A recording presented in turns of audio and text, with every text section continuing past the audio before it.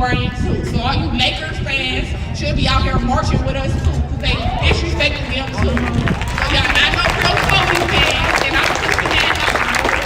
If you're not here with the Black Lives Matter and the Stay Their Games organization. Okay, I think I'm done. Thank you guys.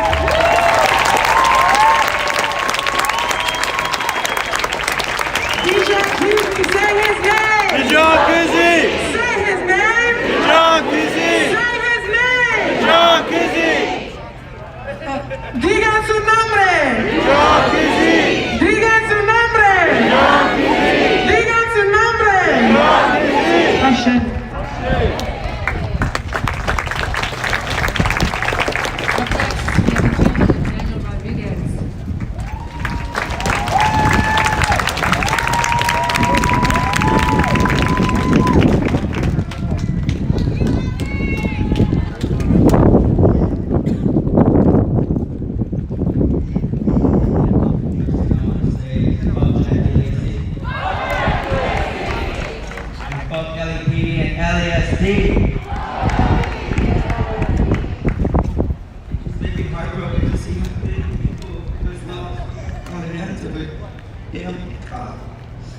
This is way too much to count.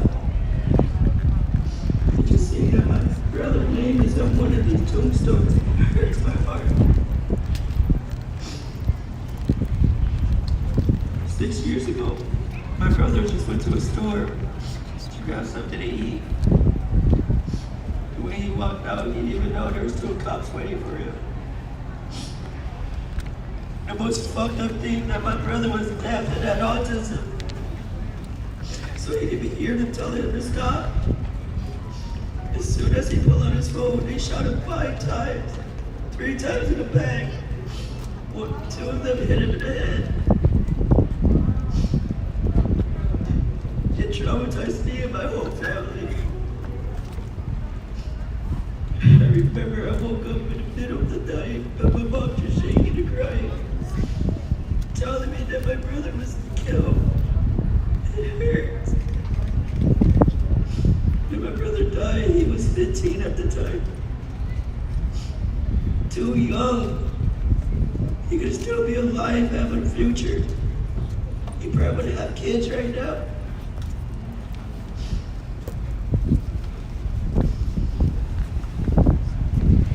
I wish he was still here. I miss talking to my brother. I miss seeing my brother's face. And I would never stop fighting until he gets justice. And this bitch circulation video goes to the way she said my brother's death was a suicide by a cop, which is bullshit. How can a phone make you commit suicide to a cop? Just by pulling a phone out. How does a phone look like a gun to a damn officer? That meant they was there to kill my brother. They was there to kill these people.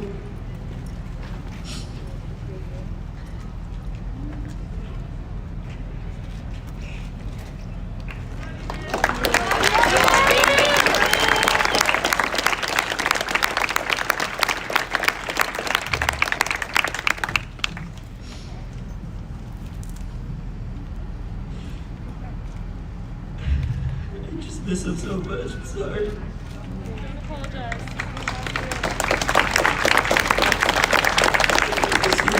A lot of people here support the family because we should not be going through this. We should not be scared to be walking out of our house thinking that we might get killed by them, thinking that we might get harassed. And the officer who killed my brother is still on duty. He haven't went to jail. They haven't did anything to it to make him get arrested for what he did. And I remember there was a standoff near my house. The officer was there too. And this happened way before Visho left. And this officer had a nerve to tell me, am I related to the boy he killed 6 years ago? And he lucky I didn't pop him in his fucking mouth for what he said, because that was very disrespectful to harass a family. Yes. story to tell you guys. For the years thinking. And I cannot wait to Jackie Lacey or Donald Trump to get the fuck out of their damn office. But she got to the end of the month to pack her shit up, even pack her shit up from her house. Like I will goddamn hell buy her a U-Haul so she could put her shit up in her own room. Because she doesn't deserve to be here anymore. And when Trump get out of his fucking office, I would tear down his Trump Tower and make sure it go with him. Because I ain't having the nerve to sit here and just get racially profiled or anyone else get racially profiled by these damn pigs or by any other one. You know, why are we being treated different? We're all the same. Just because we wake up in a different skin color, just because I'm brown, just because you're white, just because you're black or Asian doesn't mean you're different. We're the same people. We're brothers and sisters here.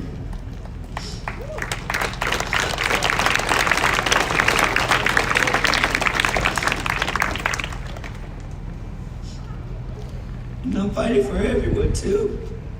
Because I don't want to see anyone else get killed by these damn pigs. And they had the nerve to go home back to their family like they didn't kill someone. Like they didn't harass someone. Which is fucking bullshit.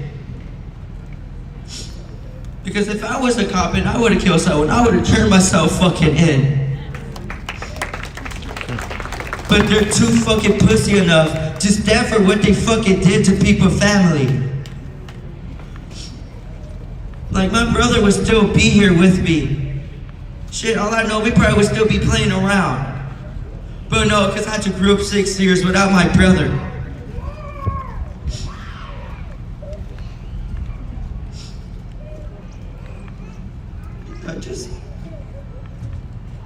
The only thing I wish is that he was still here.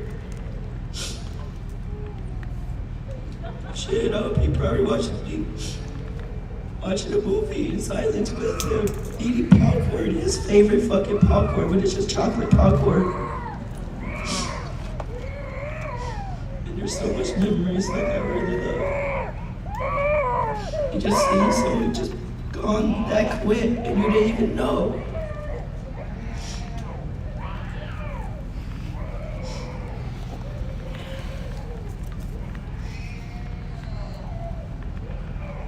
All I gotta say is bye, you fucking bitch ass Jackie Lacey. Because I hope you rot in fucking hell for saying the shit that you told my family, saying that it was a suicide by cop.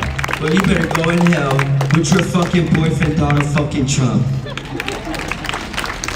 Because both of you guys should rot in hell. The chief of LAPD and all the officers should rot in hell too.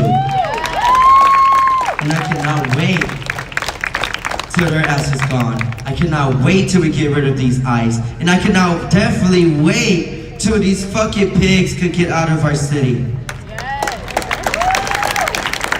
And as they say his name, you say Daniel Rodriguez. Say his name. Daniel Rodriguez. Say his name. Daniel Rodriguez. Say his name. Daniel Rodriguez. Oh shit.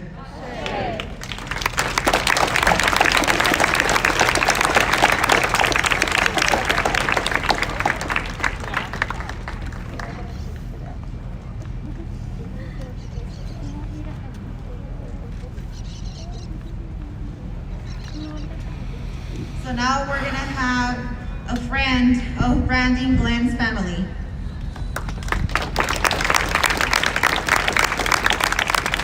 Hi, I'm going to be reading a statement on behalf of the family. He was our bright and shining star, our cornerstone, our beautiful son, brother, and grandson. He was random,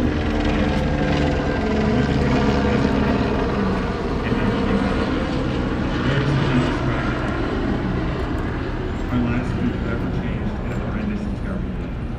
Because of this totally unnecessary and devastating tragedy, an innocent child now cries heartbrokenly for his daddy and wonders why you can no longer see him or speak to him in the flesh.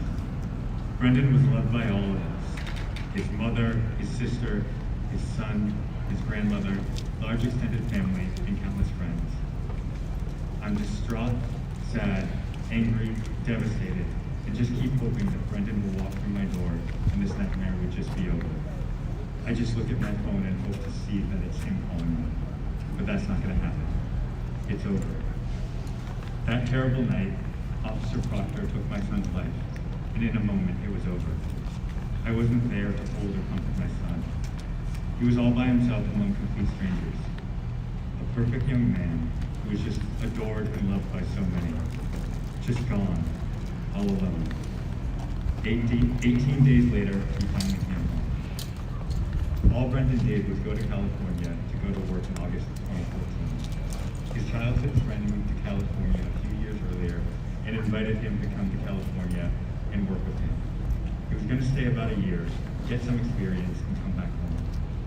This was Brendan's first trip on an airplane, and he was so excited to go. I told him to be safe and careful.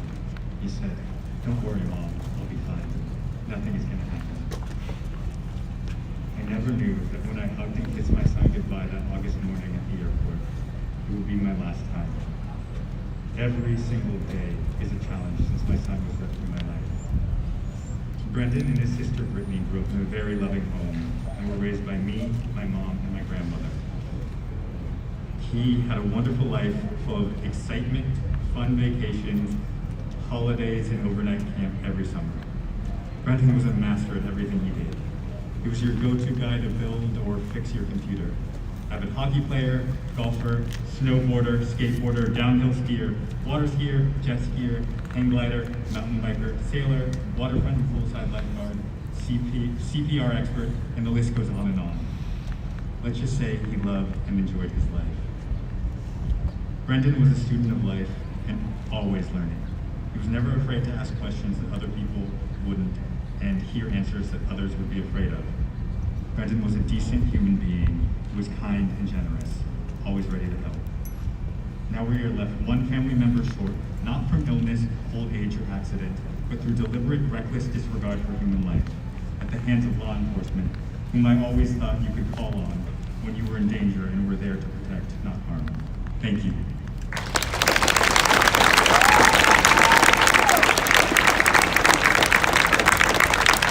Brandon Glenn, say his name. Brandon Glenn! Say his name. Brandon Glenn! Say his name. Brandon Glenn! Digan su nombre. Brandon Glenn! Digan su nombre. Brandon Glenn! Digan su nombre. Brandon Glenn! Ashe.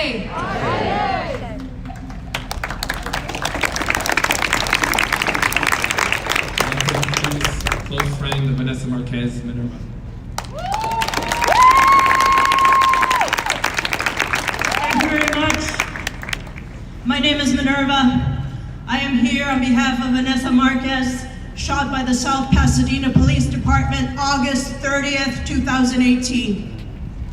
At the time of her death, she weighed 84 pounds, had 4 chronic illnesses, fibromyalgia, and I'm forgetting the other autoimmune diseases that'll come to me, celiac disease, osteoporosis, and one more, and I'm forgetting. This woman, 84 pounds, was losing her sight. She would fall. She lived alone, and sometimes she couldn't get up for hours. This woman, August 30th, at 11 o'clock in the morning, called a friend asking them to call 211 because she needed help, medical help. And she had a long history with the paramedics in South Pasadena who would laugh at her and call her an addict because she had 4 autoimmune diseases. So that morning, the South Pasadena Police Department showed up, and for an hour and a half, supposedly, they talked to her. Supposedly, a mental health clinician was there to doctor her. And the only reason they shot at her 19 times was because she refused to go to the hospital. Because she knew, again, that they would mock her and laugh at her. A disabled woman whose only crime was asking for help and then deciding it was bullshit, they weren't gonna do anything for her. And yes, she had a BB gun. She had a BB gun because she was tired of her landlord harassing her. This guy, his name is J.M. Rector. He harassed her for years because she won a lawsuit against him for a service dog. But she was so afraid of him, she just decided she wasn't gonna get it after all. And this guy would come into her apartment, let himself in, and say, oh, I just was checking up on you, or his, the people that work for him. So that day, my friend, Vanessa Marquez, was done. She was done with everybody harassing her. The police, the paramedics. She was in crisis.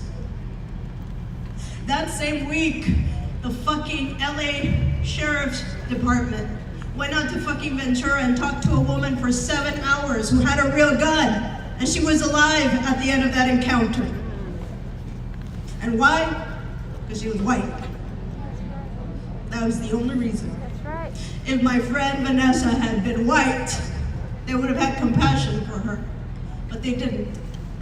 And then after she was murdered by Chris Perez and Gilberto Carrillo and Arturo Burgos and Avik Monakian, the fucking LA sheriffs had the nerve to say that she was crazy, that, she had an eating disorder, whatever the fuck they could make up to drag her name through the mud. And I'm here to set the record straight. For 2 years, I have been fighting for her. That first year, they would not give a shit. They would not tell us what went wrong, what was going on. And it took the pressure of me and friends who worked for the press to get them to admit that there was body cam footage of the encounter. Literally the day after her 1-year anniversary, they finally fucking admitted there was body cam footage. And it wasn't until Black Lives Matter helped me, and thank you Black Lives Matter for helping us, for bringing this movement into fruition. Thank you. Thank you, Black women, for leading.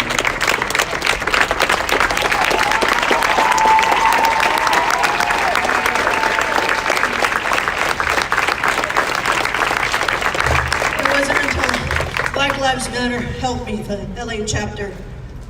After I saw Julian Castro come to town and speak at the LAPD headquarters, they took me in, they helped me, and within months, I had some answers. I had the records, I had the body cam footage. But it doesn't make it any easier. It doesn't make it any easier because people are making fun of my friend on the internet. They're making fun of her murder. They have the body cam footage and they're laughing. They're making memes about my friend. My friend whom I could not even bury. I didn't see her. Her mom had her cremated, and this is the only record I have of her. This is my funeral for my friend Vanessa. So thank you organizers for putting this together.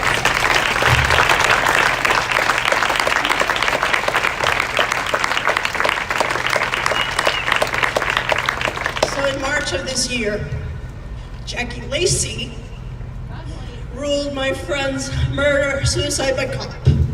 But what else is new? I wasn't expecting anything else.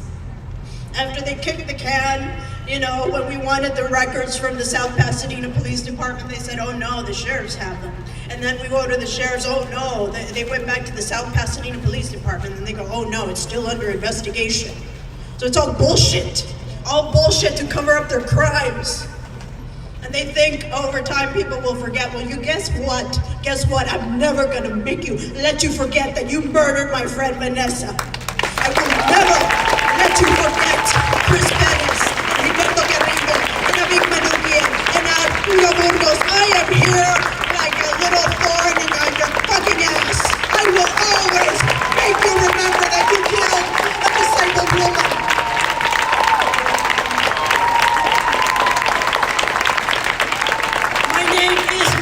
She was the goddess of war. So fuck you. Fuck you, police.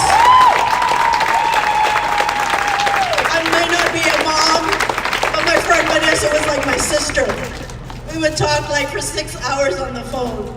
In Spanish, we call that a comadre. She was my comadre. So in all this time that I've come to join Black Lives Matter, and I've met all these families. I've met Alex Flores' family, Amanda, his sister, David Flores' family, Doña Teresa, Cesar Rodriguez's family, Doña Rosa, and his sister, Evelia. We've become like families. We are family, because no one understands the pain of losing someone like this. Daniel Hernandez's family, Doña Maria and Marina, I thank you. Deanna Sullivan, I thank you. I thank you for the support, because it's fucking hard. I've been crying all week. And yet I know that this is powerful. This support, those of you that do not know us, but you come out and support, thank you, because it means a lot to these families. When the police laugh at you, we've gone to different actions. We go to Flores Fridays at Newton Division, and 3 weeks ago, 2 fucking cops come up on the roof and they go, mocking us, mocking the pain of these families like it's a fucking joke. And then we went with Doña Teresa to the, Southeast Division on 108th Street. Again, this fucking blonde cop comes up on the roof and starts laughing and filming us like it's a fucking party. Well, guess what, bitch? We're coming for your pension. We're coming for that building. We're coming for that money, because that is all you understand. And we will come for you. Mark my words. It will be the mothers. It will be the mothers that will be your downfall. Trust. Trust. A Latina mother, you don't know the wrath of a Latina mother. You don't know the wrath of a black mother. You do not know. They will come for you. And if you've infiltrated this event, guess what? Newsflash, we're coming for your job. We're coming for your job. So start getting some other skills other than killing people. Fucking serial killers.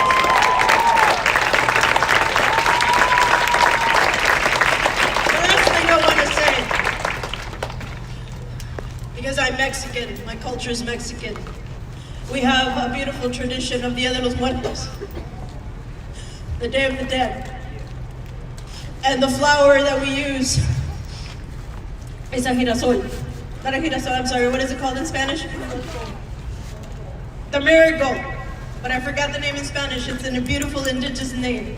And that's why I wore it on my dress today, to honor all your loved ones.